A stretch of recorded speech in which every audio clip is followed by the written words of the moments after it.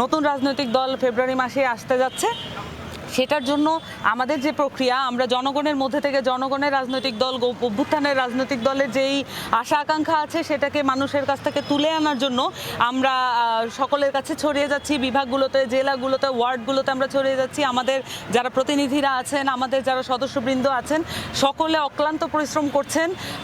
অন্তত আমরা আমাদের গুগল ফর্ম যেটা অনলাইনে ছাড়া হয়েছিল, ওখানে প্রায় 1.5 লাখ রেসপন্স এসেছে, যেটা আমরা টার্গেট করেছিলাম সেটার চেয়ে অনেক বেশি। এখনও রেসপন্স আসছে, আশা করি সেটা আরও বেশি আসবে। জনগণের যে আগ্রহ এবং অ্যান্টিসিপেশন আছে সেটা অনুযায়ী আমরা মনে করি যে আমরা একটি নতুন সুন্দর একটি রাজনৈতিক দল নিয়ে আসতে পারবো। বাংলাদেশের মানুষের মধ্যে থেকে আমরা জানতে চাই যে নতুন দলের নাম তারা কি চাচ্ছেন, নতুন দলের মার্কা তারা কি চাচ্ছেন। এই সব কিছু মিলিয়ে একটা সামনে যেই নির্বাচন কেন্দ্রিক যে প্রচারণা সকলের মধ্যে আছে, কিন্তু আমরা বলছি যে আমরা গণপরিষদ নির্বাচনের কথা বারবার বলেছি।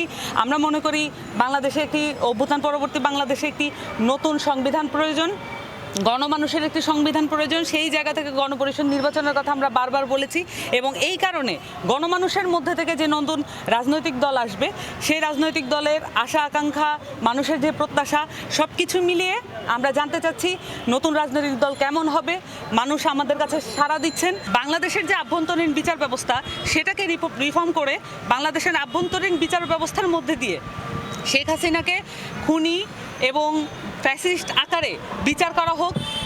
শেখ হাসিনার যে দল আওয়ামী লীগ, সেটাকেও দল হিসেবে বিচার করা হোক, এবং আওয়ামী লীগের সাথে সংশ্লিষ্ট সকল ব্যক্তিবর্গের যদি কোনো অপরাধ থেকে থাকে তারও বিচার করা হোক।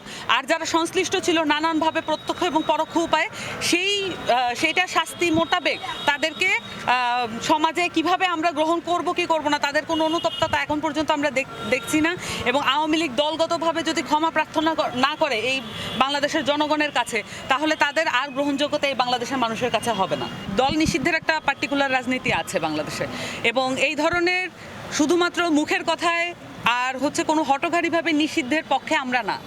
তবে আমরা মনে করি একটা মানুষের যে বাংলাদেশের মানুষের যে কনসেনসাস, কালেকটিভ কনসেনসাসে এটা অলরেডি একটা নিষিদ্ধ প্রায় সংগঠন। তবে একে বিচারিক প্রক্রিয়ার মাধ্যমে আসলে ওই প্রক্রিয়ায় আমাদের যেতে হবে।